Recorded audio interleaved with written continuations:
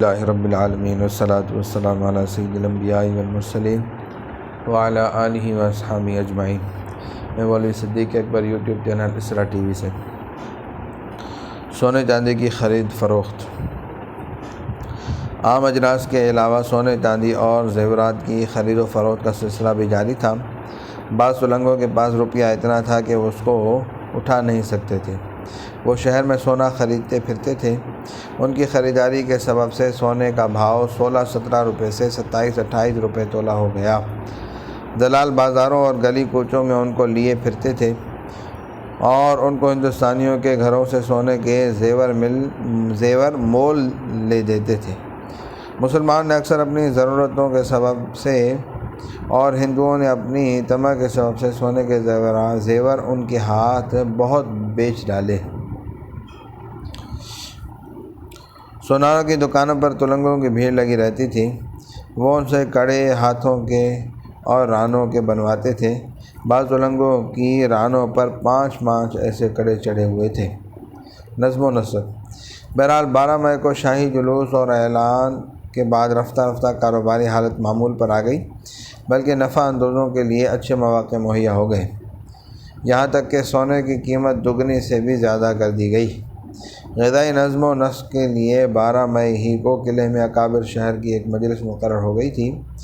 میر محبوب علی خان اور میر نواب پسر سید تفضل حسین وکیل کو فراہمی رسد کی خدمت سپرد ہوئی، یعنی فوڈ منسٹر بنائے گئے۔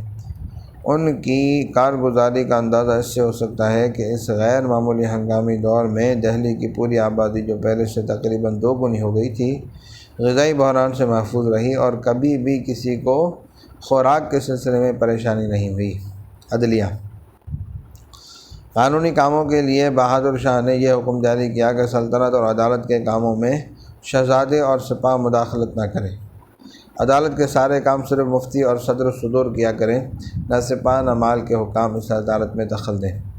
مولوی فیض احمد مولانا فیض احمد صاحب آگرے میں صدر بورڈ کا سرشتہ دار تھا اور باغی ہو کر دہلی میں آیا تھا۔ اس کو اور مرزا مغل اور مرزا خضر سلطان کو عدالت کا کام سپرد ہوا۔ پولیس۔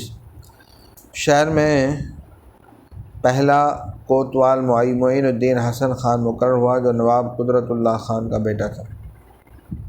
یعنی پہلے یہ تھانہ پہاڑ گنج میں انچارج تھانے دار تھے۔ 11 مئی کے انقلاب کے بعد جیسے ہی بادشاہ کی طرف سے تقررات شروع ہوئے، یہ جسد لگا کر آگے بڑھے اور شہر کے کوتوال یعنی سپرنٹنڈنٹ پولیس ہو گئے۔ یہ دل سے انگریز کے حامی تھے۔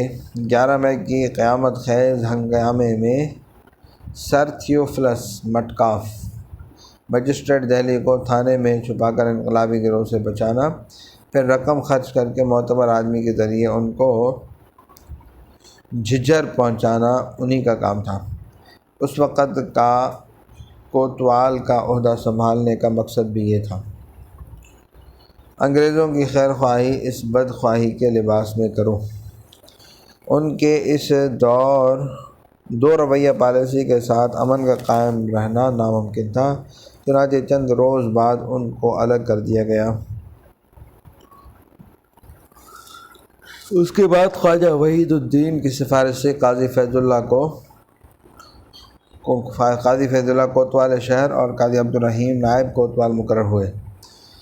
قاضی نے استعفیٰ دے دیا۔ اس کے بعد سید مبارک شاہ رامپور کا باشندہ کوتوال مقرر ہوا اور آخر غدر تک وہی کوتوال رہا۔ نجف گڑھ، مہر ولی، شاہ درہ، پہاڑ گنج، بدرپور اور شہر میں جہاں جہاں پہلے تھانے تھے تھانے دار مقرر ہوئے۔ ان کاموں میں سوائے شہزادوں کے بخت خان بھی دخیل تھا۔ بادشاہ نے تھانے داروں اور کوتوالوں کے نام حکم جاری کر دیا تھا کہ وہ بخت خان کے حکم کی تعمیل کیا کریں۔ سکہ۔ قدرت اللہ خان 100 سواروں کو لے کر اودھ کی کل سپاہ کی عرضی لایا۔ بخت خان نے بادشاہ سے ملاقات کرائی۔ قدرت اللہ نے بادشاہ کی خدمت میں مندرجہ ذیل چیزیں نظر کی۔ نئے سکے کی اشرفیاں جن پر نقش تھا: 2 بزر زد سکہ نصرت طراز سراج الدین بہادر شاہ غازی، 2 گھوڑے، 3 عدد ہاتھی، 4 قلعہ جس میں بیش بہا موتی ٹکے ہوئے تھے، 5 ایک جوڑی بازو بند الماس پیوند۔